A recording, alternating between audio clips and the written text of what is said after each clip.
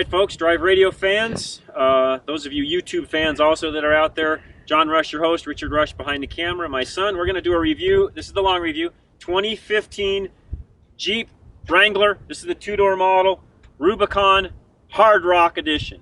I say Hard Rock because it's really cool. And I think they got the name Hard Rock not from the Hard Rock Cafe, but it's Hard Rock as in if you're going to go do some really hard rock crawling, this is the vehicle for you. Remove special bumpers on the Hard Rock. So you can remove the end plates here, which gives you more approach angle, etc. Which, by the way, this car or this particular vehicle already has a 44-degree approach angle, a front 40 rear, has like a 25-degree brake angle, they call it. Different hood, vented so that the heat will come out of the engine when you're rock crawling. That's a cool feature, and I love the looks of this hood, by the way. We used to do a lot of these in the aftermarket, and this thing looks fantastic. Other features that the Hard Rock has, we'll come around this side, Richard, where the lighting might be a little better. Comes with special wheels. They're a blacked out wheel with, of course, the off-road tires, which are standard on the Rubicon. The Hard Rock also comes with the side rock guards, which you can use as a step, but mainly this is for rock crawling so you don't bang up the sides of the vehicle. Again, two-door model. Standard on all Wranglers with hard tops. This front portion comes off. It's two-sided, so these pop off really easy. Makes it really cool in the summertime.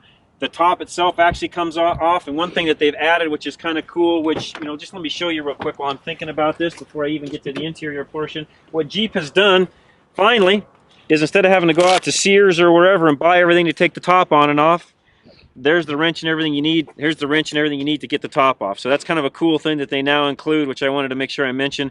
We used to sell a lot of these when I had my stores, and at any rate, they're now including it in the vehicle. We'll do the interior later. Again, coming around to the back, again, special bumper for the rear. Helps with the approach angle. Tougher bumper than you're going to get on a standard Wrangler. Red tow hooks front and rear. We'll get into the interior and show you what the back looks like in a minute. Some of the other features, though, that I'll come around this side that Rubicon has in general, and the Hard Rock Edition definitely has locking differentials front and rear.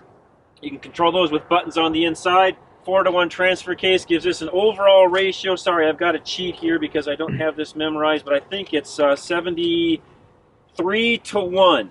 So you end up with a crawl ratio of 73-to-1 on all the Rubicons, 2-door or 4-door. And you know that's what you need when you're going to go rock crawling. So, you know, in my world, I owned accessory stores for almost 30 years, and we used to do a lot of the things now that Jeep is coming standard with. We would add the heavier axles and change the gear ratios and do the 4-to-1 kits and the transfer case and all of that. You can now go out and for just over $40,000 in this particular model, get all of that, including leather interior, and you're set. You can go out and go rock crawling. If you want to lift this vehicle, you could. The reality is, though, Jeep has done a lot of testing on this, and the reason why it's named Rubicon, this vehicle stock will do the Rubicon Trail with no added lift, nothing else on it. This vehicle will do it just as is, and I've seen it for myself. It happens. One other feature that you get on the Hard Rock is also the nice billet aluminum gas cap, which is really a kind of a cool thing also. So again, trail rated. You see the badging on the Jeep. My favorite color of a Jeep, my feeling is that kind of like Henry Ford, they should all be red. Henry Ford they should all be black, but I think all Jeeps should be red. That's just me personally, and some of you are going to argue with me on that. But I love the look of this. I love the red and the black, the way it looks.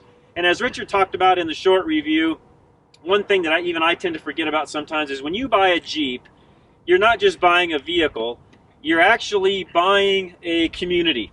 You're buying yourself into a community is what I should say. The Jeep community is very large. It's very close-knit.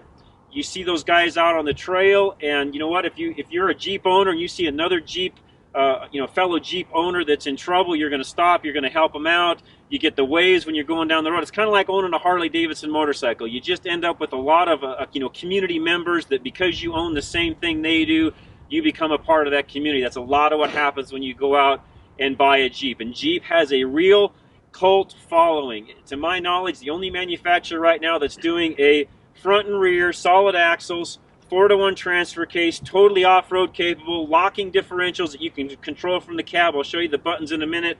All on this vehicle. No one else competes with that in the marketplace. It just does not exist. Even Land Rover and some of the high-end guys, they've got some of those features, but not the way that Jeep does it.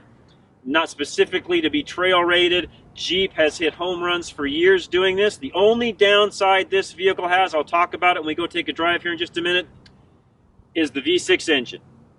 I still wish they'd put a Hemi engine in this. There's conversions on the market where you can do that, but I wish it had more power for our elevation especially.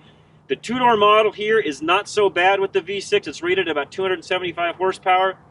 The four-door model, when you add that extra weight for the four-door model in the V6, it just isn't enough power for our elevation. So that's why in the aftermarket you can buy superchargers and V8 conversions and all those different things. But hey, let's go for a drive. We'll come back, we'll do the interior, and we'll get you out of here on this nice, cold Colorado day. All right, folks, we're going to go for the driving portion, which, again, not a lot to show you. We wish we could go off-roading and kind of show you the capabilities of the Rubicon, especially this Hard Rock Edition, because this vehicle does have capabilities like none other. Again, we don't own the property that's around us. I would feel really bad about just tearing off through the fields, etc. Some of what you see around us, even though it looks very open, is open space, which you're not allowed to drive on, so we'd really have to get this up in the mountains to show you any things. And right now we've had a bunch of snow here in Colorado, so even that makes it a little bit difficult. So we'll just take a quick drive. I don't know what to tell you about a Jeep. I mean, most people that want a Jeep know about Jeeps, or they've driven a Jeep, or they've been around a Jeep. They've become a lot more sophisticated than what they used to be. One thing though that I can tell you about a Jeep that hasn't changed, they need more power. I love Jeeps. I've owned multiple Jeeps my entire life. In fact, as a store owner, I had 2 retail stores where we did truck accessories, etc. I had a Jeep that we would rotate out about every other year, so I've owned so many Jeeps I can't even count that high. So I'm very familiar with this vehicle, very familiar with its capabilities, what it will do, how it'll rock crawl, all those different things. You will not find a better vehicle to go off-roading in, bar none, than a Jeep, period. You guys out there can argue with me on that, but unless you're gonna go out and do a bunch of modifications to a vehicle, to just go buy a bone stock vehicle, take it out of the box per se, and go drive it, you know, off you go. Now, another cool thing I will show you, and just so happens to be that we're in an area, which this is very interesting that we're able to do this, because this just shows you how Jeeps work. I'm gonna pull into this little parking lot. All right, folks, I wanted to show you real quick here. One of the other cool things, I talk a lot about Jeeps being a kind of a cult following, etc. So here in a parking lot, on our way back to our office, here's a Jeep Rubicon Unlimited, all decked out, done up, lift kit, etc. Just shows you what you can do with the Jeep. So when I say you can do anything you want to with the Jeep, you can do anything you want to with the Jeep. So I just want to take a real quick stop there and show you that. That doesn't happen a lot when we're able to be out driving around like that. But my point is, you won't find any vehicle out of the box more ready to go four-wheeling, off-roading, and have fun with your family and be a part of a community while you're doing it than you'll find in a Jeep. It just doesn't exist. Yeah, there's guys out there that, you know, they belong to the Land Rover Club and the Land Cruiser Club and all of that, and I'm not knocking any of those guys at all. They're all out there and they're all part of the major four-wheeling club, worldwide, if you would, or universal, I should say. But when it comes to Jeep, you'll always find in your town, your area, a local Jeep club, a local off-road club. Most of the guys in it will have Jeeps. They know all about them. Again, it's a cult following. They've done a great job with this vehicle. Continue to watch us. We're going to go through a quick review of the interior portion of it, which there's not a lot to show you because it's a little two-door vehicle. But at any rate, keep watching us and we'll go through the interior. All right, folks, hope you enjoyed the driving portion, and wish we had a place really to go four-wheeling we could show you. There's a lot of open fields around us, but, you know, it's private property, stuff we don't own. I'm one that respects other people's properties, and I don't think it's fair for me to just go tearing off through the fields, even though it's an industrial area up here. That's just not the way we do things. So we'll keep this thing on the road for now. We haven't had time to get it up in the mountains, and we've had a lot of snow right now, so that'd even be a little bit tough for us. But you can see nice cover that works for the tops. As you move into the interior here, this seat actually folds down and flips up, which if you're going to use the back is the only way to do it. And you got to kind of push those in, but this will fold up, gives you a nice back end. This particular Rubicon model, again, the Hard Rock Edition, sub in the back, 9-speaker system. Again, the cover for the top, which works out really well. Standard Jeep, you know, and they finally made these really nice several years ago when they did the model change where the glass is just nice. The door shuts in against it and it works out fantastic. Richard, come along the side and see if we can get into the interior here a little bit. And again, not a lot to show you guys. I'm not going to spend a lot of time on this. We did some of this in the driving portion anyways. Nice leather interior.